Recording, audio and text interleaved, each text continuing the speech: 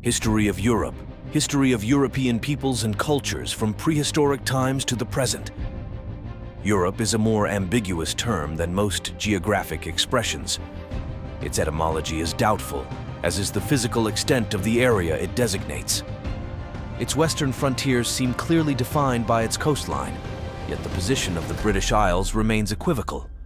To outsiders, they seem clearly part of Europe. To many British and some Irish people, however, Europe means essentially continental Europe. To the south, Europe ends on the northern shores of the Mediterranean Sea. Yet, to the Roman Empire, this was Mare Nostrum, our sea, an inland sea rather than a frontier. Even now, some question whether Malta or Cyprus is a European island. The greatest uncertainty lies to the east, where natural frontiers are notoriously elusive. If the Ural Mountains mark the eastern boundary of Europe, where does it lie to the south of them? Can Astrakhan, for instance, be regarded as European? The questions have more than merely geographic significance. These questions have acquired new importance as Europe has come to be more than a geographic expression. After World War II, much was heard of the European idea. Essentially, this meant the idea of European unity, at first confined to Western Europe, but by the beginning of the 1990s, seeming able at length to embrace Central and Eastern Europe as well. Unity in Europe is an ancient ideal. In a sense, it was implicitly prefigured by the Roman Empire. In the Middle Ages, it was imperfectly embodied first by Charlemagne's empire, and then by the Holy Roman Empire and the Roman Catholic Church.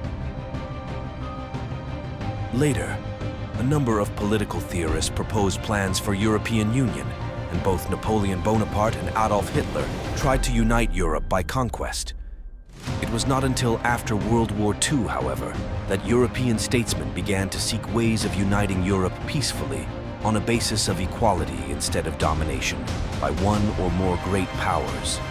Their motive was fourfold: to prevent further wars in Europe, in particular by reconciling France and Germany, and helping to deter aggression by others, to eschew the protectionism and beggar-my-neighbor policies that had been practiced between the wars, to match the political and economic influence of the world's new superpowers, but on a civilian basis.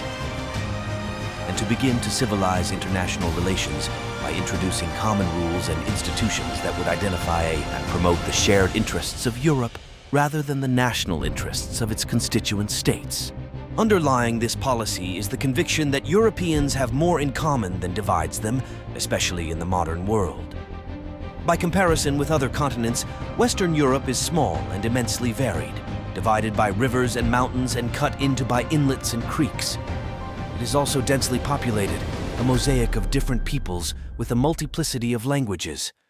Very broadly and inadequately, its peoples can be sorted into Nordic, Alpine, or Celtic, and Mediterranean types, and the bulk of their languages classified as either Romance or Germanic.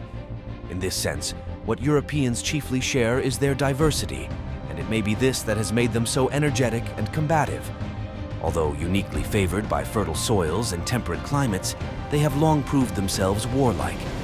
Successive waves of invasion, mainly from the east, were followed by centuries of rivalry and conflict, both within Europe and overseas. Many of Europe's fields have been battlefields, and many of Europe's cities, it has been said, were built on bones. Yet Europeans have also been in the forefront of intellectual, social, and economic endeavor. As navigators, explorers, and colonists, for a long time they dominated much of the rest of the world and left on it the impress of their values, their technology, their politics, and even their dress. They also exported both nationalism and weaponry. Then, in the 20th century, Europe came close to destroying itself. World War I cost more than 8 million European lives, World War II more than 18 million in battle, bombing, and systematic Nazi genocide, to say nothing of the 30 million who perished elsewhere. As well as the dead, the wars left lasting wounds, psychological and physical alike. But whereas World War I exacerbated nationalism and ideological extremism in Europe, World War II had almost the opposite effect. The burned child fears fire, and Europe had been badly burned. Within 5 years of the war's end, the French Foreign Minister Robert Schuman prompted by Jean Monnet, proposed to Germany the first practical move toward European unity, and the West German Chancellor Konrad Adenauer agreed. Others involved in that first step included the statesmen Alcide de Gasperi and Paul-Henri Spaak. All except Monnet were men from Europe's linguistic and political frontiers. Schumann from Lorraine, Adenauer from the Rhineland, de Gasperi from northern Italy, Spaak from bilingual Belgium. Europe's diversity thus helped foster its impulse to unite. This article treats the history of European society and culture. For a discussion of the physical and human geography of the continent, see Europe. For the histories of individual countries, see specific articles by name. Articles treating specific topics in European history include Byzantine Empire, Steppe, the World War I, and World War II. For the lives of prominent European figures, see specific biographies by name, e.g. Charlemagne, Erasmus, and Bismarck. Related topics are discussed in such articles as those on religion, e.g. Celtic religion, Greek religion, Germanic religion, Christianity, and Judaism. Literature, e.g. English literature, Scandinavian literature, and Russian literature. And the fine arts, e.g. painting, history of, and music, history of.